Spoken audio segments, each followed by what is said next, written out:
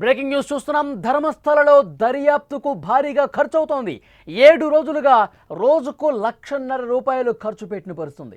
అధికారుల వసతి భోజనానికి ₹10,000 ఖర్చు పెడుతున్నారు. గుంతలు తవ్వే కార్మికులకు ₹30,000 ఖర్చయింది. సిట్ బృందం సామాగ్రి కావచ్చు, కార్యాలయ సౌకర్యాలకు ₹40,000 ప్రతిరోజు కూడా ఖర్చు అవుతున్న పరిస్థితి. పోలీసులు, వైద్యుల వాహనాలు, పెట్రోల్ ఖర్చు కోసం ₹20,000 ఖర్చు అవుతుంది. ఫోరెన్సిక్ వైద్య బృందానికి ₹3,000 నుంచి ₹4,000 రోజు ఖర్చు అవుతుంది. తాత్కాలిక టెంట్లకు, అక్కడ ఉన్నటువంటి గుడారాలకు అన్నీ కలిపి ₹3,000 నుంచి ₹4,000 ఖర్చు అవుతుంది. అలాగే భోజనాలు కావచ్చు, స్నాక్స్ కావచ్చు, టీ కాఫీలు కావచ్చు, వీటి ఖర్చు వచ్చేసరికి ₹10,000 ప్రతిరోజు ఖర్చు అవుతోంది.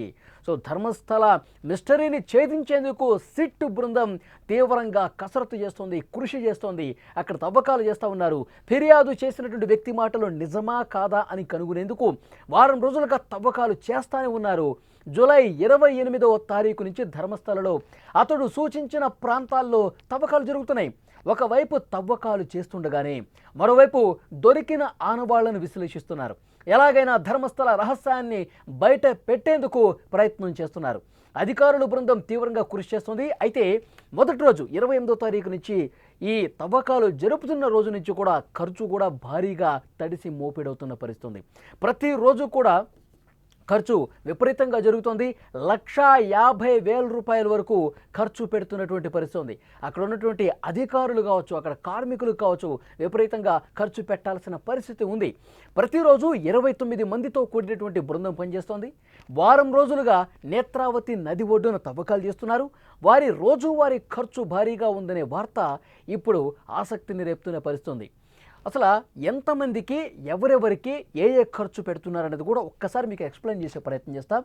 సిట్ అధికారుల వసతి భోజనానికి 10,000 వరకు ఖర్చు పెడుతున్నట్టుగా తెలుస్తోంది. ఇక లాడ్జి రెంట్తో పాటు హోటల్లో భోజనానికి ఈ ఖర్చు పెడుతున్నట్టుగా మనకి సమాచారం వస్తోంది. ఇక గుంతలు తవ్వే కార్మికులు రోజుకి ₹30,000 ఖర్చు అవుతుంది. మొత్తం 15 మంది కార్మికులు గుంతలు తీయటానికి పనిచేస్తున్నారు. వారికి రోజుకి ₹2,000 చొప్పున ₹30,000 చెల్లించినట్టుగా ఇప్పటి వరకు మనకి సమాచారం వస్తుంది. ఎందుకంటే అక్కడ తవ్వకాలు చేస్తూ ఉన్నారు. తవ్వకాలు చేస్తున్నప్పుడు ముఖ్యంగా కార్మికులకి ఖర్చు ఉంటుంది. వాళ్ళకి భోజన సౌకర్యాలు అంటే వాళ్ళు పని చేసిన దానికి డబ్బులు ఇవ్వాల్సిన అవసరం ఉంది. అలాగే అక్కడ సామాగ్రి ఏవైతే ఉందో, పలుగులు కావచ్చు, పారలు కావచ్చు, హిటాచీలు కావచ్చు, చిన్న క్రేన్లు కావచ్చు, అక్కడ తవ్వుతుంటే వాటర్ వస్తూ ఉన్నాయి. ఆ వాటర్ని బయటికి, ఎందుకంటే వర్షాలు పడుతున్నాయి, నేత్రావతి నది ఒడ్డును కాబట్టి వాటర్ నీరు లోపల గుంతల్లో ఊరుతూ ఉంది. సో ఆ వాటర్ని పారదోలటానికి కూడా కొన్ని పంపులు కూడా, మోటార్స్ కూడా ఏర్పాటు చేసిన పడుతుంది.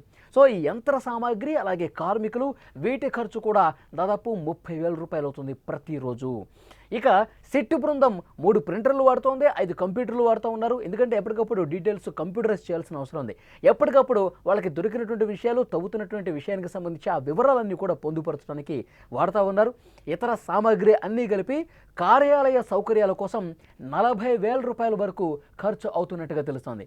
అలాగే తవ్వకాలు జరిపేందుకు వస్తున్నటువంటి అధికారులు, వైద్య బృందాల రాకపోకలకు ₹20,000 ఖర్చు పెడుతున్నారు. ఎందుకంటే ప్రతిరోజు ఉదయం 11 గంటల నుంచి సాయంత్రం 5 గంటలు, 6 గంటల వరకు కూడా వాళ్ళు జర్నీ చేయాలి. వాళ్ళు ఒక దగ్గర అకామిడేషన్ ఇచ్చారు. అకామిడేషన్ ఇచ్చి వాళ్ళు తమ వెహికల్స్లో ఇక్కడికి వస్తూ ఉంటారు. సో అనేక బృందాలుగా వైద్యుల బృందం కావచ్చు, అధికారుల బృందం కావచ్చు, తర్వాత అక్కడ ఉన్నటువంటి కార్మికులను తోలించడం కావచ్చు, ఇవన్నీ కూడా ట్రాన్స్పోర్ట్ ఉదయం నుంచి సాయంత్రం వరకు మధ్యాహ్న టైంలో వాళ్ళు భోజనం కోసం. సో 3 సార్లు వాళ్ళు అప్ అండ్ డౌన్ ట్రావెలింగ్ చేయాలి. సో దీనికోసం పెట్రోల్ ఖర్చులకు, డీజిల్ ఖర్చులు కూడా భారీగా నమోదవుతున్నటువంటి పరిస్థితి ఉంది. ఇక ఫోరెన్సిక్ వైద్య బృందం రోజుకు ₹3,000 నుంచి ₹4,000 వరకు ప్రత్యేక పరికరాల కోసం ఖర్చు చేస్తున్నారు. ఎందుకంటే ఏ చిన్నపాటి అవశేషం దొరికినా, ఏ చిన్నపాటి ఆధారం దొరికినా దాన్ని విశ్లేషించడానికి, దాన్ని భద్రంగా వాళ్ళు పొందుపరిచి, భద్రపరిచి వాటిని ల్యాబ్స్కు పంపించాల్సినటువంటి అవసరం ఉంది. సో వాళ్ళకి అనుమానం ఉన్న ప్రతి వస్తువు కూడా, ఒకవేళ ఎముక దొరికినా, ఒకవేళ ఎముక దొరకకుండా మట్టిలో ఏదో ఉందని ఒక అనుమానం ఏదైనా కలిగినా ఆ మట్టిని విశ్లేషించాల్సినటువంటి అవసరం ఉందని చెప్పి ఆ ఫోరెన్సిక్ నిపుణులు భావించిన దాన్ని భద్రంగా ల్యాబ్కు తీసుకువెళ్ళాలి. ల్యాబ్కు తీసుకువెళ్ళి సంబంధిత పరికరాలతో దాన్ని విశ్లేషించాల్సినటువంటి అవసరం ఉంది. సో దానికి కూడా ఖర్చు పెట్టాల్సిన పరిస్థితి ఉంది. ఇంకొకటి, గుంతలు ఉన్న ప్రదేశంలో తాత్కాలిక టెంట్లకు ₹3,000 నుంచి ₹4,000 వరకు ఖర్చు చేస్తున్నట్టుగా కథనాలు వస్తున్నాయి. ఎందుకంటే వాళ్ళు అక్కడికి వెళ్ళినప్పుడు ఒకవైపు తవ్వుతూ ఉంటారు, వర్షం పడతా ఉంది. సో దానికోసం టెంట్లు ఏర్పాటు చేయాలి. అక్కడ గ్రీన్ మ్యాట్స్ ఏర్పాటు చేసినటువంటి పరిస్థితి కూడా ఉంది. ఎందుకంటే అక్కడ చాలామంది ఏం జరుగుతుందో ఒక ఉత్కంఠ కనిపిస్తుంది. తవ్వకాలు ఏ విధంగా జరుగుతున్నాయో తెలియాల్సినటువంటి అవసరం ఉంది.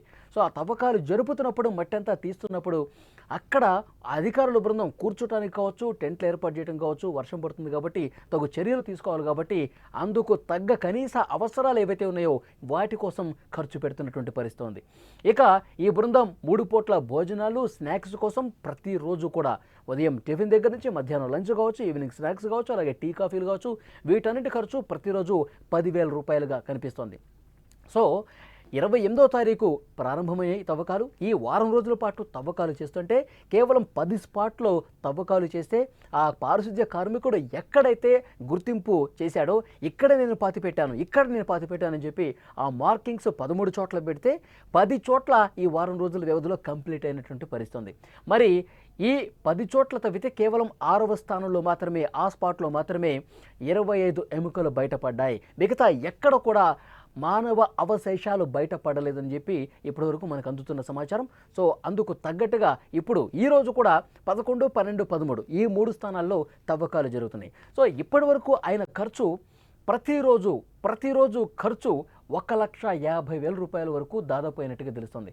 సో డెఫినెట్గా 10 లక్షల వరకు, వారం రోజుల్లోనే 10 లక్షల వరకు ఈ తవ్వకాల కోసం ఖర్చు పెట్టినటువంటి పరిస్థితి ఉంది. అంటే ఇప్పుడు మళ్ళీ 3 స్పాట్లు మిగిలిన్నాయి, 11, 12, 13. ఈ 3 స్పాట్లలో ఏమైనా దొరుకుతాయని చెప్పి ఉదయం 11 గంటల నుంచే మళ్ళీ అందరూ కూడా ఆ స్పాట్ల దగ్గరికి చేరుకున్నారు. ప్రస్తుతం తవ్వకాలు జరుగుతున్నటువంటి సమాచారం వస్తుంది. తవ్వకాలు చేస్తూ ఉన్నారు. కానీ ఇప్పటి వరకు 11వ స్థానంలో పలానా వస్తువు బయటపడింది, మానవుల అస్థికలు కానీ మానవ మృతదేహానికి సంబంధించినటువంటి అవశేషాలు కానీ ఏమీ కూడా బయటపడలేదు.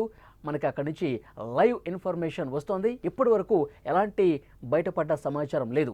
అయితే 11వ స్థానంలో ఏమన్నా కనిపిస్తుందా, 12లో కనిపిస్తుందా, 13 చివరి స్థానం మీద ఎక్కువ హోప్ పెట్టుకున్నాడు ఆ పారిశుద్ధ్య కార్మికుడు. 13వ స్థానంలో నేను ఎక్కువగా మృతదేహాలు ఖననం చేసినటువంటి నాకు గుర్తొస్తుంది, ఈ ప్లేస్లో ఎక్కువగా మీకు ఆధారాలు లభించవచ్చని ఆయన చెప్తున్నాడు. సో ఈ సాయంత్రం వరకు ఈ 3 స్థానాలు కంప్లీట్ అవుతాయా, లేదంటే మరికొన్ని రోజులు తీసుకుంటారో చూడాలి. సో ఈ రోజు కూడా ఖర్చు దాదాపు 1,50,000 రూపాయలు ఉంటుంది డెఫినెట్గా. సో డెఫినెట్గా ఈ ఖర్చుకి ఇప్పుడైనటువంటి 10 లక్షలకి ఇంకా అదనంగా పెరిగే అవకాశం ఉంది. ఈ 3 స్పాట్లలో కూడా ఒకవేళ ఏమీ దొరక్కపోతే, 11, 12, 13లో కూడా మొన్నట్లాగా ఏమీ కనిపించకపోతే, ఎలాంటి అవశేషాలు దొరకకపోతే అప్పుడు సిట్ అధికారులు మరికొన్ని ప్లేసులు కూడా ఎంచుకునే అవకాశం ఉంది అని చెప్పి సమాచారం వస్తుంది. అంటే ఇప్పట్లో ఈ తవ్వకాలు ఆగే పరిస్థితి లేదు. మరొక వారం రోజుల పాటు తవ్వకాలు చేసినా ఆశ్చర్యపోవాల్సినటువంటి పరిస్థితి లేదు అని చెప్పి మనకు అందుతున్నటువంటి సమాచారం. ఎందుకంటే 10 సంవత్సరాలకు పైగా అయిపోయింది అతను ఆ ధర్మస్థలను వీడి వెళ్ళిపోయి.